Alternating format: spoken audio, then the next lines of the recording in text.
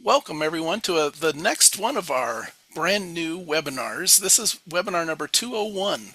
The last one that we did was the 200th webinar we've done since we started doing these in March of 2020, the beginning of the pandemic. We've been doing these for quite some time and really enjoying it. And we built quite a group. I see a lot of folks up in the chat, chatting back and forth from all around the world, and we've shared just a ton of different information. And every once in a while, we like to do some that are not necessarily super technical about AiM software and hardware and other things, but this one will have a little bit of a technology twist to it. I'd like to welcome our guest. Eric Prill is the SCCA Vice President of Road Racing, and Eric is agreed to join us. Thank you very much, Eric. Well, thanks, Roger. Excited to be here and talk some shop. Yeah, there you go. There you go. Nobody better to talk shop with than Eric. Eric and I have known each other for quite some time, and he's just a super busy guy, and we've been chatting about doing this for a little bit, and we finally have found the date that worked for everybody, and been looking forward to this. So the first thing I'd like to do, Eric, is get just a little bit of background information about you and how you got involved with motorsports, and how long have you been driving race cars or been around race cars or working on race cars. I've read up a little bit about you, and I know it runs in the family. Yeah, in fact, the first victory lap, my first lap around a racetrack was in utero on a victory lap at Waterford Hills in the early '70s. I'm going to date myself right there, but yeah, got to take a victory lap. There's a picture of my dad in his Lotus Super 7 and my mom in there holding the checkered flag, and I was in there as well. And then grew up at Waterford Hills, which is a little track in Michigan outside of Detroit. Grew up playing in the sandbox there with a couple of other Erics, Eric Foss, and Eric Skurmance. All of us were there in the sandbox at various times. So, yeah, grew up around motorsports. My dad was in the business, in professional motorsports on the advertising side, so on the sponsor side. So was just always around it, and you know. I've been here with SC. I had the opportunity to join the SCCA staff not long after graduating from college, and done a lot of different things here at the clubhouse, as we call it. But I've been here for 29 years. So as a driver, I started racing my dad's car, that same Lotus Super 7 that I took the victory lap in. I was helping my dad out at races, and then unfortunately, medical reasons forced him to give up his driving boots a little prematurely, and he had multiple sclerosis, and so I kind of took the mantle from there, and he raced vicariously through me for a number of years, and drove that car for about 15 years before I built the car that you see there, my F production Mazda Miata that I built around 2011. So raced that car for another dozen years or so, and then I like I like numerology and nice round numbers, and I had gone to driver's school in 1992. So 30 years later, I was racing in my 20th runoffs, and it was the 100th race for this car, and I was fortunate enough to make a pass on the last lap to win a national championship, and it seemed like a fitting moment to step away. So I don't own a race car right now. I won't use the R word, the retired word. I don't think that amateur racers retire. They just maybe pause a little bit. So I've been able to hop in some other cars over the last couple of years, and that's been fun. But yeah, it's been a part of my life since well, as I mentioned before, I was born. Not just winning a runoffs, but winning the runoffs, like you said, with all the numerology, and at the Indianapolis Motor Speedway. Pretty. I remember watching that, and pretty spectacular, pretty special. Yeah, that was a special moment. That's a cool picture Yeah. that you captured there. That's my wife Robin. Got to go for the victory lap. It was I had been trying for a long time at that point, and that was actually so that was 2017. That was 5 years before I sold the car, but yeah, finally was able to get one there at Indy, and what a special place to do it. Absolutely, I'll bet. And then and I did just notice, gosh, it was a couple weeks or so ago. You were, was it down in Texas or somewhere running an endurance race? I did see your name somewhere recently in a car. Yeah, a few months ago, I ran at Hallett Oh, at the Hoosier Super Tour there in a friend's tube frame Toyota Tercel, which is now an F production car. Neat little car with a sequential gearbox, and that was a lot of fun. I spent a little more time working on the car than I probably wanted to, and was chasing chasing things all weekend, and then ended up going off during the race on Sunday. But we won't talk about that. of course not. Hallett, what had you ran at Hallett before? Yeah, Hallett is despite being I'm right now I'm sitting about 5 minutes from Heartland Park, Topeka, which is a sad story there because it's no longer open. But Oh, I consider Hallett my home track now. It's about 4 hours south of where we are here in Topeka, Kansas. Have run there a lot. I love that place. That is a club racing track through and through. It's a great layout. It's got great ownership, and they treat everybody well. It's just a great, we all love going and racing at the big pro tracks, the bucket list tracks. But in my mind, there's no better place to go racing for a weekend than a place like Hallett. I hear that from it's one of the tracks I've been lucky as you have been to be able to go and visit a lot of tracks and see a lot of things. I don't drive, but I do get to go visit them and see things and get up to some of the corners and of course spend a lot of time in the pits. But the Hallett is one that I have not been to, and when I talk to many drivers, they always say that it's one of their favorite, even though it's not the bucket list or the marquee type of an event. They all tell me how much they really like that place. So I'm glad you get down there and get to play a little bit. So the what are your current SCCA duties? We've got you listed here as the SCCA vice president, but what does your day to day look like?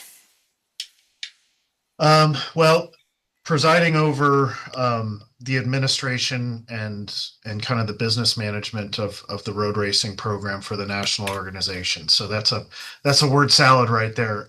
What that means is um, I am involved in trying to uh, help people go racing and support the people that help people go racing. So I work with the Club Racing Board, which is our rules governing body. I work with the Executive Steward Group. I work with regions all across the country to help support them, things that they need to put on SCCA races. And then we do work with a handful of events each year, 10 Hoosier Super Tours, and then the National Championship Runoffs that we consider our national events that the staff here helps to manage and administrate and put on. So I started in marketing years and years ago, 29 years ago, in public relations and communications, and then into marketing, and moved over into more of a program operations role um, about 12 years ago. So, And I understand. And again, I chat with a lot of different people, and folks are many folks are very happy with what you're doing, and we always need that person that's in the that is herding the cats, right, for lack of a better word, but making things happen, and there's lots of ideas come bubbling up and get pursued, and we need somebody that's inside there, and who better than a racer and somebody that understands this game really deeply than to head that program up. So thank you for doing all of that. I do appreciate it. The thank you. Yeah, no problem. The we're going to take this slide down so we can chat with a little bit bigger images. But we did get one more message in there. Did you kiss the bricks since this was Indianapolis? Did you have that opportunity to do that while you were there? Yeah. So that was the first time we ended up going to Indianapolis twice with the Yep. runoffs in 2017 and then again in 2021. And that was one thing that we wanted to make sure that everybody who won the runoffs had the opportunity to do with their team and their friends. And that was get some really great photos of everybody lined up kissing the bricks. And so, yes, I did. I did get to kiss the bricks. They actually do tours now. You can get out of a tour bus and kiss the bricks. But it was pretty special to do it after winning a race there at Speedway. So Much different after winning the race than jumping off the tour bus, no doubt. So perfect. I appreciate that. Alan had that question, and I hadn't thought of that one, and so thank you, Alan, for putting that into the chat. And by the way, as we go, we're posting some different links to SCCA and to all their social media things into the chat. For those of you that are watching this later on YouTube, all of anything that we mentioned that we put into the chat or any links will all be in the description for the YouTube video just down below as you're watching this later. So anything we have to talk about and say we're going to have a link to, make sure you just check that down there. So perfect. So let me. There is one thing I want to history as we get ready to kind of move forward. There is one other document I thought I would bring up before we. Oops, that's not the right one. That's one we're going to talk about in a little bit. As I was looking back and doing some quick searches, this document came up, and this happens to be a document that talks about my son winning a Mazda driver development program for a free ride into the what at the time was the MX5 Cup Series, and which he did after the 2006 runoffs, which were at your 5 miles away from you at Topeka. Andrew really liked Topeka, got to run a couple of runoffs there and finished first and second the 2 years that he did it. But what was interesting to me, and I remember you were a part of things, but as I was looking through here, and the reason that your name came up, one of the things that to show how Eric has been working behind the scenes and taking care of business for the SCCA members for a long time. At the end of the 2005 season, which was a year before they started this program, they started at the end of 2006, so it was 2 years. When my son won the very first one was at the end of 2006. A casual conversation between Mazda's Steve Sanders and Eric Prill from the SCCA led to a unique competition, a way to propel a would-be racer from the grassroots ranks to the professional category. And so that was kind of cool to see that as I was kind of digging this up. I knew you were a part of things, but and even have a little bit of a quote in there as well. But I knew you were a part of things, but I didn't know that. So many years later, what are we're going to come up on 19 years now that Mazda's been running that program, and with SCCA's help, obviously, and just so many people have benefited from that, and your open-mindedness and chatting and bringing things together and has really helped a lot of people, and that's again a testament to what you do there at SCCA. So. Perfect. Do you have anything to say about that program and the way that you kind of see it nowadays and how things are going?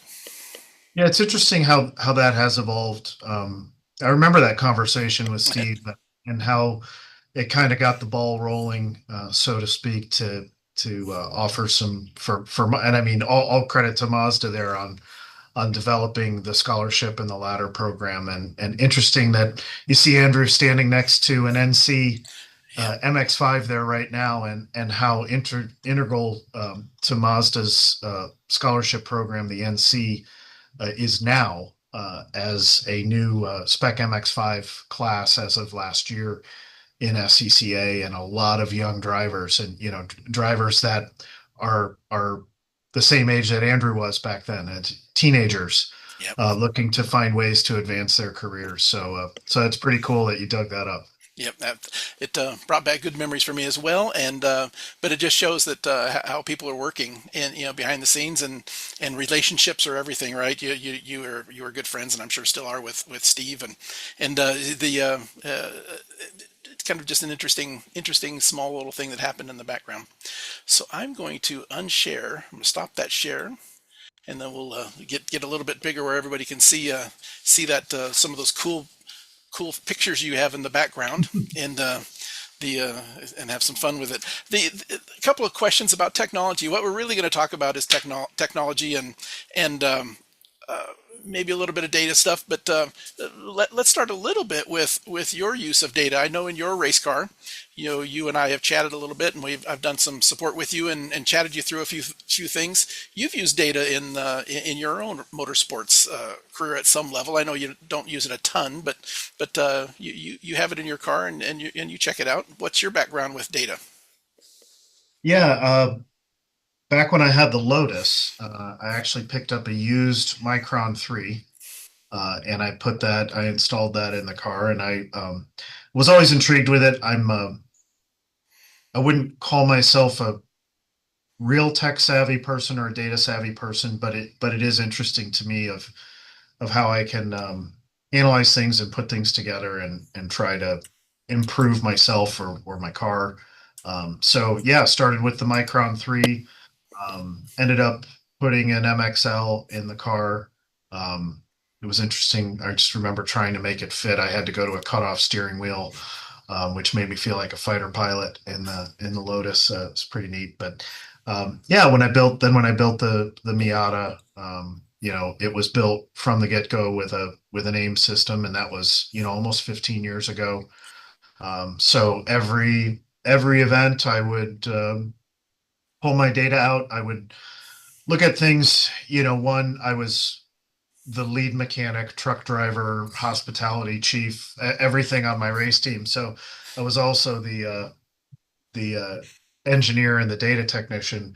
But I would look at different parameters with the car, to make sure it was running properly and monitoring things, and then obviously looking at my own performance through some data traces, generally just speed trace and braking G loads and some lateral G loads, but also would find some friends from time to time that I felt I could have a meaningful conversation with and comparing each other's data.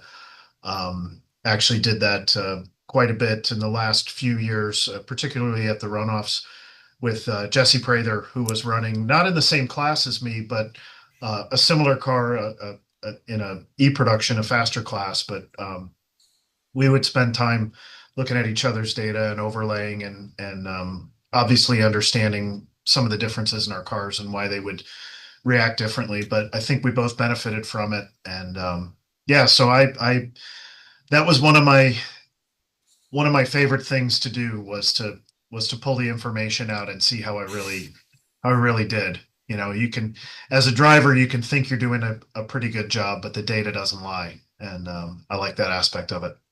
Yeah, Jesse, a mainstay in SCCA racing, right? And of course Mazdas, and he does other things as well. I've recently found, if anybody wants to do a quick search, maybe I'll try to find put a link into the chat box here and put it later in the YouTube. The He has a YouTube page that he is pretty active with, and just does some really interesting technical bits of things he's working on and explaining different things. And he's very good at what he does, has always been. But the YouTube thing is very good at that as well. So I invite everybody that hasn't checked out his YouTube page to go do that. It's pretty interesting. The To kind of get into the SCCA job piece of it, technology is all over the place now, right? It's overwhelming sometimes. It comes at us from all different directions, and it's going to continue to be that way. What technology in your world of the time you've spent in SCCA and in the operations side, what upgrade has really transformed SCCA operations in your opinion from where you stand? Well, as I mentioned, I've been here a long time. So when I started here, it was really back in the dark ages, and the office was in Denver. Accounting was still being done with ledger books. Um, some people on this may not even know what that is. But so I've seen the club adopt all sorts of different technology, not just stuff that you find at the racetrack, but a lot of the business back office type things that we do. I will say before I get into the at track stuff, one of the biggest advancements that the club that SCCA has made in the last 5 to 10 years is the database and the management system of how everybody manages their memberships and their licenses, and it has made becoming and remaining a member a lot easier.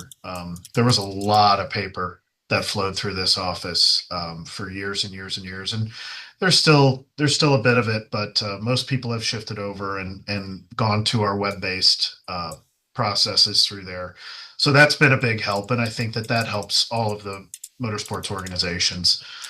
Um, from from a at track standpoint, um, I would say, going back to online registration becoming a thing. I talked about growing up in a racing household. My mom uh, was a regional executive of an SCCA region. So was my dad, but mom was also a race chair and chief registrar. So I used to love going out and getting the mail when she was the chief registrar, because I would get these envelopes that were addressed to her, care of SCCA, and we'd open them up together, and I'd get to see the race entries literally coming in the mailbox, and she would put the packets together and things like that. Well, that is such a thing of the past, and thankfully so.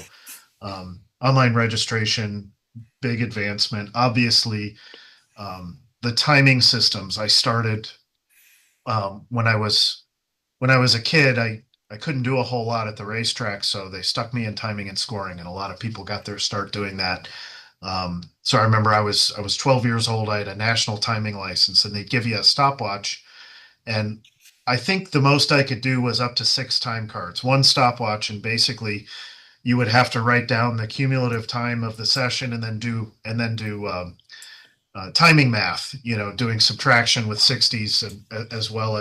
as Wow. you Wow. 100, just to think back to that era, and then ushering in timing lights, and then finally transponders, and how difficult it was for the organization to get transponders implemented, just because it was something that And people had to go cost. out and buy. Yeah. Yeah, it wasn't going to make them go faster, although it was going to make sure that their times were accurate, probably for the first time ever. So um, timing and scoring, the probably the most recent example of that the club has started to phase in is a system called Flagtronics.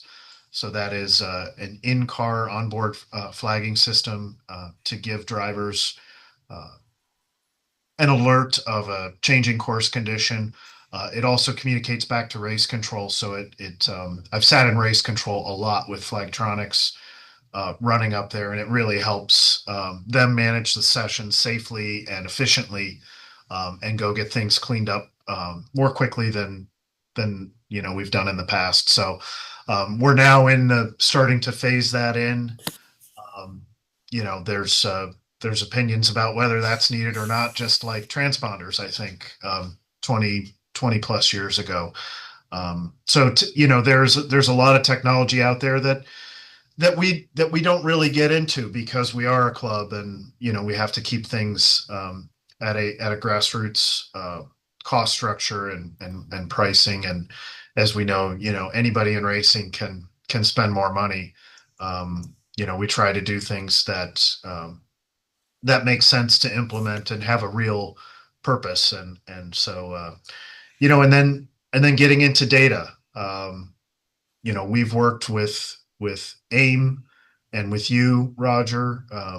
Our club racing board has really advanced the use of data acquisition. We don't get too in depth.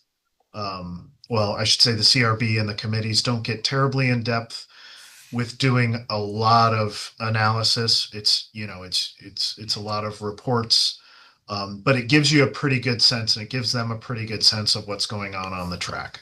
And that has really helped. And when you've got literally over 1,000 spec lines in our general competition rules and dozens of classes, and you're trying to balance all these different vehicles. I think it has been a really significant advancement. I think that there's more room for us to grow there. Um, and I know that that is a continuous discussion with the club racing board, and the members that have volunteered their time to help lead the organization and lead the club in that way. We have we had John Doonan on a while back, and in his new position with IMSA, they have really pushed a very high end, obviously, high dollar process of hardware that's on the car for balance of performance checks and technical compliance checks and in real time. Obviously, that can't be done here with the way that with the structure, but the you have a program in place with many of the AIM Solo 2s. You put those in there mainly at the larger races, is my understanding. The majors and certainly the runoffs, and then that data not only gets looked at, in during and right after the races, but then it gets put into reports and it's given to all the class representatives, anonymized, and then given to the class reps, where those decisions can be made. For the next rule change thing, like you mentioned, while it's not how the bulk of the folks that are watching this may look at the data, where we are looking for breaking point or a mid how fast lap 2 versus 3, right, or whatever is.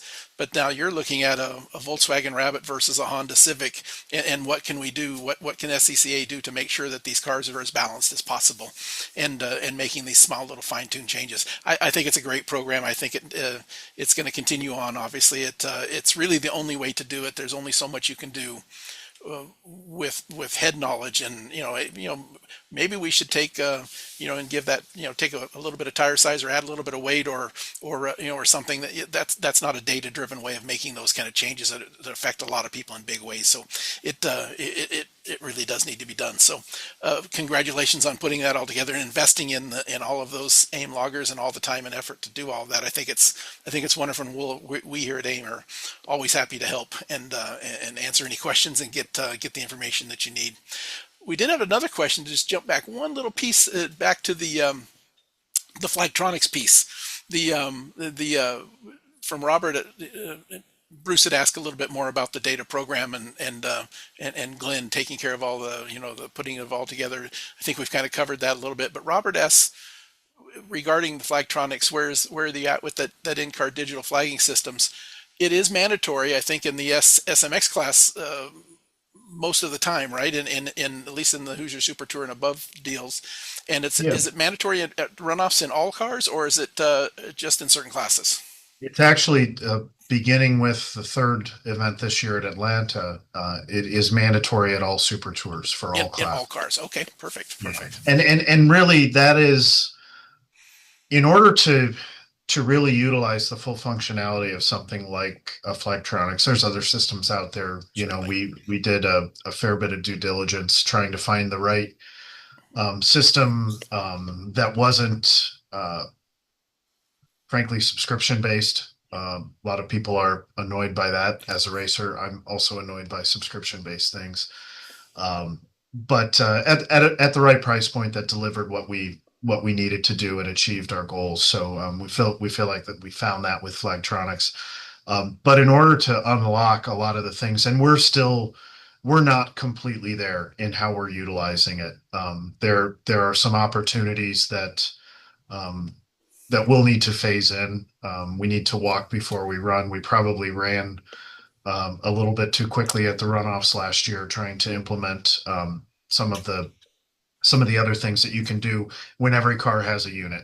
Things like Code 35, they call it, or we were calling it a virtual safety car, which basically slows the entire field down and gives you a delta to drive to. And that can be a fantastic thing to keep you from having to bunch the field or bring the field in order to go and clean a situation up. So that's something down the road that we can look at bringing back in and phasing back in. As far as how quickly that will expand, we're not looking to have our regions have to go out and buy the equipment to manage the system right now. I think it's a great opportunity for racetracks to install the system. We do have some tracks that have done that and are going to use that at the events that they put on, make it available to series that come in and put events on there. So as far as going beyond the Super Tour, we don't really have a timeline yet on that. Again, this was year one of requiring it at the Super Tour. And as with anything, there have been some teething things that we're working through. And it's been a positive thing. I think that we've seen instances where it has helped prevent situations, maybe things from escalating, getting worse. But it's a learning process, and not just for the drivers and the cars, but for all of the people that are associated with operating the system, whether you're on a corner, with a cloth flag and also a controller that you're pressing a button, or in race control, and how race control is utilizing the information that they have there. It's a growth period, right? I mean, it's new technology. In my opinion, it's fantastic, and it's something that needs to be done. There is safety, uh, almost passive safety that is available to be enhanced, and there are going to be stumbles. There's going to be a learning curve, and the price of them, we can all don't want to spend money that we don't necessarily need to spend when we're racers, but the dollar value of those is fairly low. The amount of money you need to spend to get that up and running is fairly low, certainly cheaper than a set of tires, and the benefit is high. The last thing I'd like to put into that is that from the AIM standpoint, we have written our the CAN networking portion, where if anybody with an AIM system wants to bring that data in, it's in the harness, the Flagtronics harness. We can bring it into our CAN 2 protocol, into our gauges, and then all of a sudden, while you're driving along, all of that Flagtronics information that you're seeing visually is actually bringing in with the codes into your AIM data file. So you later on, you could, if something happens and there's a report comes back that's now I'm talking like a racer, right? Somebody comes back and says that you didn't slow down enough at that yellow flag, or you stayed on the throttle too long or whatever. At least you have something that you can go in there, and if you're right, you could go in there and say, here is when the code literally hit my dash, right? And while that may not be an arguable point with the officials, it certainly can make you feel a little bit better that you did the right thing. And on our TFT colored displays, we can now take those exact same codes and bring them up as colored screens, where it covers your entire dash with a yellow or a red, or when the green flag comes out, or when that code 35 or that virtual car. We can not only have the little display, the Flagtronics display, showing you the information, but it can be showing it to you on your dash. And that maybe just that second piece of very bright lights hit you, and you see that yellow flag an instant sooner, which is valuable. So there is a lot of integration with with the AIM systems in the Flagtronics piece. So far as to, we are slowly adopting all of our ECU protocols. The SMX that has been using this system for quite some time, we wrote it right into a single protocol. So all you need to do is hook those two wires up, and you don't even have to turn on the Flagtronics piece inside of the AIM system. It just automatically is coming in, and it's coming in the same data stream as your the ECU protocol data that's coming in. So there is a lot of cool little things that we can do as AIM users. If anybody wants to chat about that with me, just give me an email. I can give you all the information on how to connect that straight to your AIM display. Very, very, very handy and very good. So I did want to just make sure we talked about that a little bit. Another thing that SCCA has been doing is you do have a pilot program running in the SMX class with technical compliance, and I thought maybe you could talk. I do have a little bit of background knowledge on that one as well, but I'll let you talk a little bit about it, and I'll throw in a couple pieces there at the end. I think it's an innovative way of using data to again help the program, help SCCA, and help a new class. Yeah.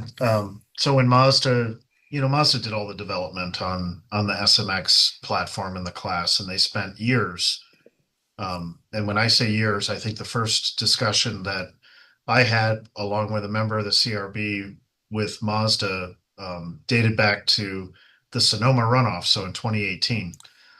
So that's how long they've been working on this program and developing all and being very thoughtful and deliberate about all of the components. And one of those was definitely to make sure that all of the cars had AIM data in them. And as part of, and they've worked with you and with AIM at writing specific, and I'll use all of the wrong words and you can correct me, but writing specific protocols or algorithms that can quickly analyze the performance of cars, of these spec cars, um, and see if there is a car that is outside of a window, that could be flagged, and perhaps that there is something that's seen in a sensor, um, or maybe just that there is, something that is out of the norm, that can be communicated back. So after every session, every official session, so qualifying and race, at the Super Tours, the teams have a period of time where they need to pull the data file out of their system and submit it to AIM. And Roger gets it then and works his magic and analyzes that data and can come back. So that is part of the compliance program for that class. That is written right into the rule set. That is part of the enforcement of the rules. And it's a really important aspect when you're in a spec class to feel that everybody that you're on this level playing field and on this level footing. And I think that's a great thing that Mazda and AIM work together on. And then our tech folks out in the field um, work to make sure that the teams are getting those things submitted and then get the feedback from you. Yeah, and by the way, just a small little piece of clarification: the data files are not submitted to me; they are to submitted to specmx5.com, and it just happens to go as of right now. I am a person that has access to that database to grab those data files to do that bit of work. But it is fairly tightly controlled, and there's always a worry that, especially in spec racing, that data files are handled correctly, and so they do go to are heading out to a, a server where whoever is going to be in charge of that data review at some point will have that access, and it is me right now, and but eventually. But what is interesting about it is there has been a lot of buy-in into it. That we not only are chatting with the SCCA tech officials, letting them know that, hey, the things that we can see within 3 or 4 minutes as we get a data file, we're able to tell them, hey, the things, these 19 items that we're able to check because of the data that comes in, this car passes it, right? And they're still sitting there. Sometimes they don't even have their helmet off yet. And if they have a person that can send their data in while they're still getting out of the car, they're still sitting in tech and getting weighed, and we're half of the tech compliance checks have been done. We let the SCCA know, and then they do not do a ton of teardown on these cars, and there's just a real positive to the racer as well. Yes, they've they're having to do a couple of extra steps, but using technology in ways to help not only the sanctioning body, SCCA, but also the racer, and save them effort and money and time on teardowns after every event that would have to be happening, right? If we weren't able to check certain things, of course SCCA is still checking things, but the things that we can really be certain we can check, we're able to do electronically, and it really saves a lot of effort for everybody, which is kind of a cool thing. So we'll And see what. Roger, and I should have said that. I should have said that a little bit differently, and I appreciate the Oh way no. that you phrased that. I think a lot of times, and I fall into this as well. Not necessarily looking for cars out of compliant or out of the window, but more verifying that everybody is within the window, because the vast majority of the cars come in and they're compliant because they're within those parameters, and like you said, then instead of pulling something apart and having to measure things all the time. It does still happen, but there's a lot of those things that can be checked off right away. And as racers, we really enjoy that part of it, right? You want to win, and you want to work your hardest, and you want to get every advantage you can get, but you want to know that everybody else has not stepped across that line as well, right? So I use some of those words sometimes because I still have the racer mentality, not necessarily the official mentality, right? So I always assumed that everybody is more or less legal unless it's been proven to be otherwise, I continue to carry that forward at this point. But I think it's a great program, and there's been a lot of work behind the scenes with Mazda and SCCA to make sure that is working, and the way the rules have had to be written and be adjusted and make everything work. It certainly has been a little bit of work for AiM as well. We've needed to have a lot of additional support to make sure that everybody's stuff is up to date. We've updated protocols to get all the information that we can, with Mazda giving us a lot more information about what to ask for in the protocol to get out of the ECUs, and to be able to check as deeply as we can with a 2008 era of cars. There's a lot of information in there, but it's not as much as the current stuff. But there is a lot of info, and all of that had to be adjusted as this program took place. And it's been a really good working relationship, and I think all in all, even better for the racer. So that's important. The the next thing I wanted to kind of just chat with you about is I haven't checked the questions yet for a little bit, but I'll get back to them in just a moment. For the last few years, SCCA has adopted an alternative start finish line, and it's something that other forms of road racing here in the States and around the world have been using for a while. And you're the first one that I've seen has brought that to to the amateur road racing level, and not just at the you've done it at the runoffs every year for the last 2 or 3 years. I think it started in Virginia, and then we did it at Road America last year, and it's going to be done again at Road America this year. And there's how did that come about, and has it been successful, and how have the racers or your members accepted that change in during a race week at the runoffs? Yeah, so one of the challenges that we have at an event like the runoffs and a lot of our larger events is we just have so much that we're trying to cram into a day. We're trying to put as many sessions out there, give as many people opportunity to be on track as possible. But one of the things, and particularly at a long track like a VIR or a Road America, that cool down lap, when you're a race organizer and you're putting a schedule together, I think a lot of people look at the time between sessions and they're like, well, what a bunch of wasted time. But the reality is, if you've got a 20-minute session and you're doing a 2 minute and 30-second lap, then the first car that gets the checkered flag gets it at 20 minutes, but the last car may get it at 22:30, and then they do a 4 minute or 3 or 4 minute cool down lap.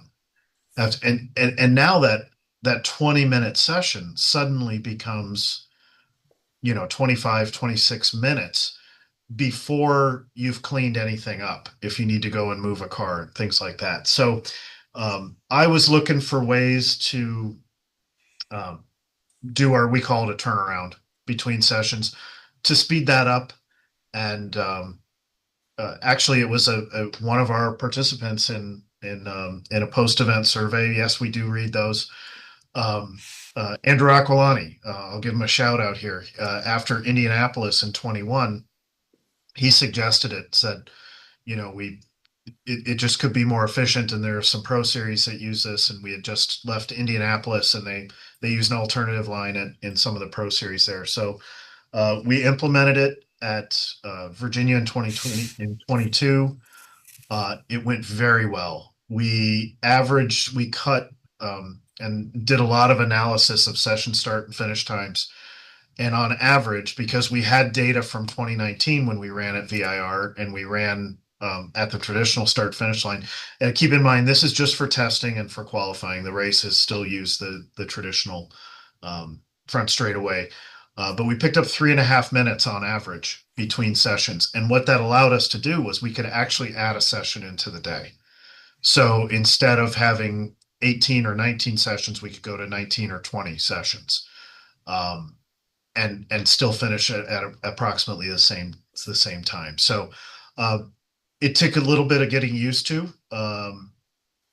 Not going to lie, but I think that the majority of the feedback, unless somebody got the checkered flag on the back straightaway at VIR, or the back straightaway at Road America going into Canada Corner last year, and missed all the flags after that and continued on by and basically blew the checker and then got a penalty. Um, I think that, and understand that sometimes you miss things, but I think everybody except for anybody that got a penalty was pretty satisfied with the use of that. It also cuts down on your cool down lap as a driver. You can get in the pits quicker. You can start and finish a lap faster without doing the those full warm up and cool down laps. So we adjusted the timing line from last year to this year at Road America. Um, there were kind of some unintended consequences of having it where we had last year. It basically forced you to have to go through the kink at speed twice just to do one lap. You needed to start a lap as well as go through there, which we've moved it to between turn 13 and 14 this year, which is where a lot of Pro Series use it. They did it at the June sprints. There were a lot of people that missed the checkered flag at 14, so we're actually going to checker the sessions at turn 13 at the runoffs, just to give people a couple shots at seeing the flag and getting into the pits when the session is over. So anybody that's running the runoffs, please make sure that when you see the checkered flag at turn 13, you do finish your lap out and go across the timing line. There is a stripe painted. It's basically right there at the crossover between turn 13 and 14. But finish that lap up. I shared a document that we put together here at AiM to help our users that are trying to learn what needs to be done, and I'm sharing it here on my screen now. And you can see where the start finish line here is at Road America. Last year it was back over in this area back here, as you mentioned. But with it here, when you leave the paddock and you get out on the track, we all want to get a little bit of temperature in our tires and some other things. And boy, especially a track this long, but virtually every track, by the time you get around to coming off a Canada Corner and accelerating up through here, you are at probably your best speed, and you haven't had to come all the way around to here. And then when you finish the lap, you can come right off, as you mentioned. It is a wonderful thing. I'm glad you're doing it. One of the things that we did when you and I started chatting about it, I think at the PRI show before the first time you used it at VIR, and you asked if if we could put together some sort of a document. I don't remember whose idea it was, but we chatted about putting together a document for we have a lot of the users in SCCA use AiM products, obviously, a good number. And this was going to be a change. And I thought, well, we should put together something, and thought about a video and thought about webinar, different ways. But of course, the people are going to be they're at the track, and they're going to need that information immediately there, right? So I thought about putting together a document. I've put a link to this document in the chat box for those of you that are watching this, and we'll put it into the description below.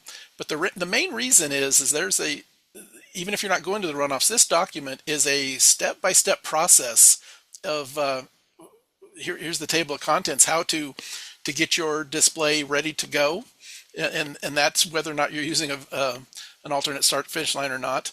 Track map information, adding and taking track maps on and off, the track maps inside of Race Studio 3, how to update those, and then the process in here is the process of we talk about the process of the alternate and the start finish line and the dates at this coming runoffs where they're going to be used. And so you show up, you put in the alternate start finish line, and you run that through, and then just after qualifying, before your race, you change to here, and it's really a pretty straightforward process. So it's not even that much harder for folks with their AiM loggers, and at the end of the day, really, if they just ignore their data systems and they just run with this being the start finish line all the time, they're missing out on some value of knowing what their lap time was when they crossed here, and being able to share data with some other folks instantly without a little bit of extra work in Race Studio 3. But their data system will work in either way, right? But boy is it handy for everybody to do what you've done there. So I wanted to share that this document's out there, and it will help not only folks that go to the runoffs and need to use this exact information, but it is a great piece of information for all AIM users if they want to talk about updating maps and how to get maps on and off and how to change start finish lines, and a bunch of that is all in his document. It might be useful to a lot of different people, and because your Mazda.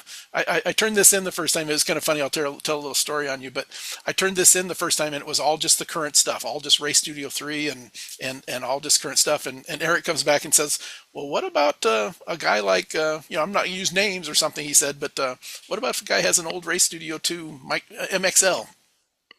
So in here also, if we go towards the end, there's an entire section on how to update the old GPS Manager software and how to change the start finish line in the Race Studio 2 software. So if you're still using, and we have a lot of them out there, the old AIM hardware is very robust and works as good today as it did the day it was built, and there's a lot of them out there. So I have included. Yeah, my friend, we'll call him Derek Brill. Really appreciated you supporting those with the older hardware. So we've got the Derek Prill section in the document for those of you who have the older stuff. So I just wanted to make sure that I wanted to share that with everybody here. I think it's a good document for others, but runoffs are coming up. This is where it's going to be. There's a document already there. And another thing that here at AIM that we've done is we have come up with a number for you to call at the track. Anybody that's at the track that has an AIM device, not just on a problem with this, but it is our technical support AIM Tech number, and it rings right to AIM techs that are there at the track. And so there's no reason to have to get on the PA system or drive around and try to find AIM techs or call somebody else. Call that number that'll be at the top of this document when you're at the runoffs this year, and it'll ring right to the 2 or 3 AIM techs that are wandering around and helping folks with any problems you might have. So kind of a good situation there. Okay, perfect. We just got a minute or so left. I thought we would kind of close it up with this before we kind of let me stop the share before we kind of jump out. There's you're in a position to help direct the SCCA and heck, American Road Racing. Do you have any future goals that you've been kind of looking at and thinking that you're going to try to hit in the near future? Well, we're in a period of change. I mean, change is constant, right? But we ushered in some change with the leadership of the program, between the board of directors and the club racing board and the staff. Operating a program that's been around as long as the SCCA program has been and evolved through the years, we have a lot of people that really love what it is. And they're used to what the program is. But in order to make sure that we attract the next generation, we need to constantly be looking at things and evolving them. And it's a challenging balance to keep your current members and participants happy and satisfied and continuing to come back, but also attract new people into the organization and into the sport. So those are challenges that we're facing right now, and we're trying to implement some change. One of those big changes is the length of the runoffs. Those that have been going to the runoffs for years, and I'm a traditionalist guy. I competed in 20 of them, and the runoffs was always at least a week, if not more, to be there. That's a lot of time to commit to go and do that, and so we've tightened it up a little bit. But in order to do that, we had to make some other changes in order to get the time down and to get that time commitment down. So those are some things where there's some class evolution that's going on right now within the structure of the categories and the classes. So that's It is a challenge. It's we get a lot of feedback about the changes that are going on. Some of it's good, some of it is not good, um, and understandably so. This is affecting people's investments. It's affecting the thing that they love, and that's really the one thing that I'll come back to is I've been around here a long time. I don't feel old, but I realize I'm kind of one of the old folks here at the office, at least by tenure. And one of the things that has kept me around is knowing that no matter what we do here at SCCA, people are in this club because they want to be here. They want to achieve goals. They want to be involved in motorsports. They want to hashtag have fun with cars. And they whatever that fun is defined as, whether it is winning a championship or just getting on track or working a corner or helping someone get on track or helping someone go faster. Um, it's always very satisfying to see people with smiles on their faces. And not everybody leaves the racetrack with a smile on their face. There's always somebody that has a frown, and that's unfortunate. But we know that maybe the next time they'll have a smile on their face, and if we can do something to help them have a smile on their face, whether they've won or lost the race, that's something that's really rewarding about being a part of this club, not just on staff, but just as a member and being a part of that community.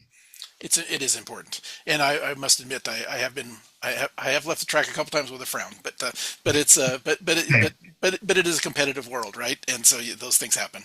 The last thing I thought we would cover real quickly before we kind of close this down is John Barnum had mentioned in the chat a little bit earlier that he really enjoys the SCCA live timing for the Hoosiers Super Tours that is up there. I watch that a lot myself. And not only that, but on that same page, and it's linked on the race page, is not only that, but the YouTube videos that you guys have set up something where you're presenting. I don't know how it all works, but who's taking care of it, how it's been paid for. But there is a live race day, sometimes qualifying days too, but race day coverage of all of the events at the Hoosier Super Tours has been for the last couple of years. That has been very, very good. Number one, it's great that anything is happening. Number two, they do a fantastic job, and I am so happy to be able to click on and watch an SCCA race if I have a few minutes, and then the live timing is right there for it as well. I hope in the future that you can come up with a piece of the Flagtronics piece and be able to have that as another screen where you can see where the cars are and have an understanding of that. Hopefully that can be integrated in at some point, and I think that would be fantastic as well. But congratulations to the club for putting that out there. Is that going to be active and running for the upcoming runoffs as well? Yeah, and that's the advancements of technology, right? I couldn't have imagined having the video product that we have now 5 years ago. And to know, and believe it or not, that is done with iPhones. That is done with cellular broadband technology, and it is pieced together by a partner of ours called Driver's Eye Live. And they do a great job, and they've developed that platform. It's great. The live timing, yeah, I love the segmented timing. That's something that I geek out over as well. And yeah, we'll actually have the full runoffs broadcast as we have full camera shoot with Apex broadcast manned cameras. Just the same as you could put on television. And yeah, to think that we used to have tractor trailers show up Yeah. to film the events back when they were live on TV and Speed Vision or Speed was paying for that production, but hundreds of thousands of dollars is what that would have cost, and we can now do things that at a fraction of that cost.